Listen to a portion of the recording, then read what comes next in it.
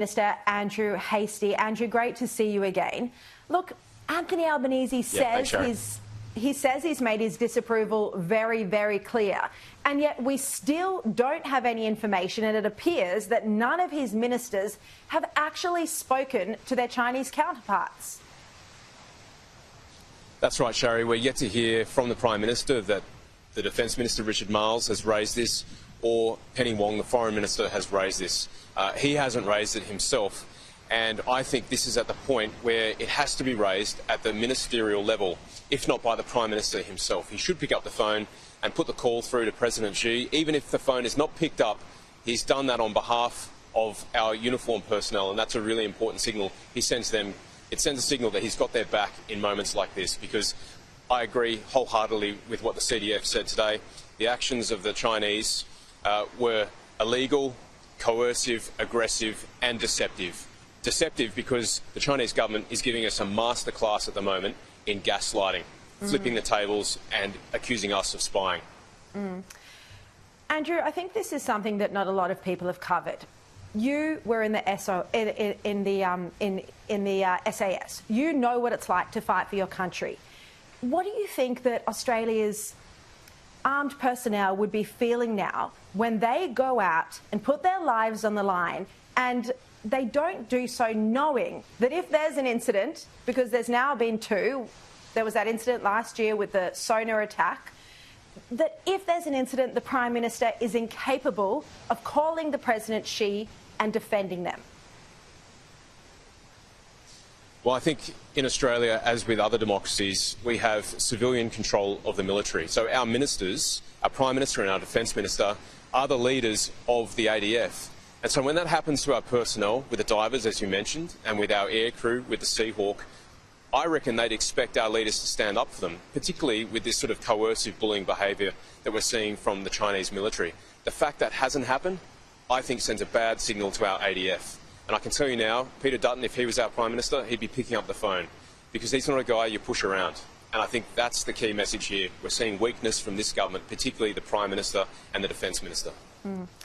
Now, you're Shadow Defence Minister, so I just want to ask you about this story that I spoke about a moment ago. The Wall Street Journal has said that Joe Biden denying its arms, denying bombs to Israel, is basically an invitation to Israel's enemies like Iran to take advantage, not only in hostage talks, but also on the battlefield. What do you think about this? Look, I think the single objective is the defeat and the destruction of Hamas. This war has to end, and it only ends when Hamas is destroyed, both as a military and a political force. And if that's the objective, then Israel and its allies must be doing everything they can to reach that objective so this war can end and we can enter into negotiations for a peaceful settlement. And my fear is that this move by the US government slows that process down. It slows the march towards the defeat of Hamas, and that's why, on the face of it, this is a very problematic decision.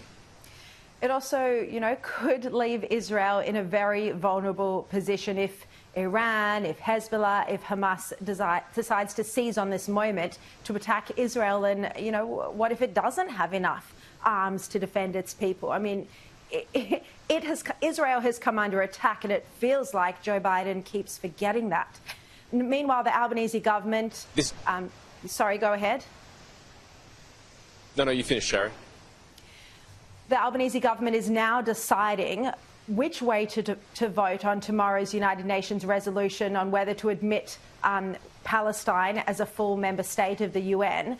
Again, they haven't made up the mind. The best outcome would be Australia abstaining from this vote, but they could support it. They absolutely could. I know that for a fact. I've spoken to people this afternoon.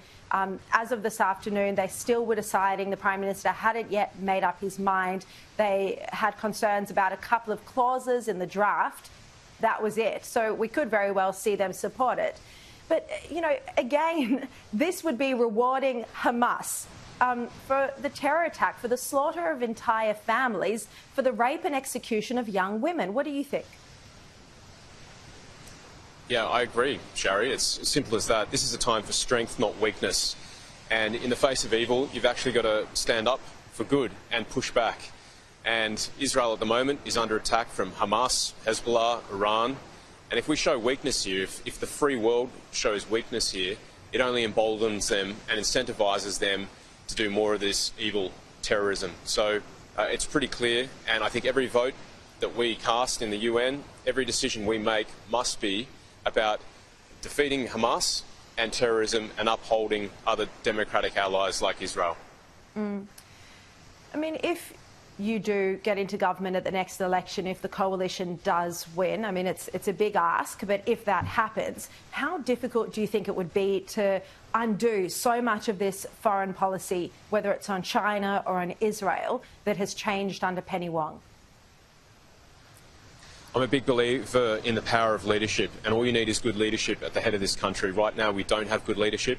Under Peter Dutton, I'm sure we will, and I'll be doing everything I can as a member of his cabinet if we win government to right the course and to make decisions that are in the interests of our country, the free world and our allies.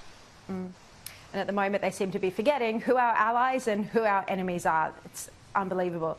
Andrew Hastie, thank you very much. I think they're captive. Yes, Sharri, thank you. No, go ahead. Do you think they're captive? I was just going to say, I think this Labor government is captive to domestic political concerns, and they're sacrificing Australian interests on that altar, and that's not good for this country at all. And we'll fix that. Indeed, Andrew Hastie, thank you so much for joining me. Now, as we discussed.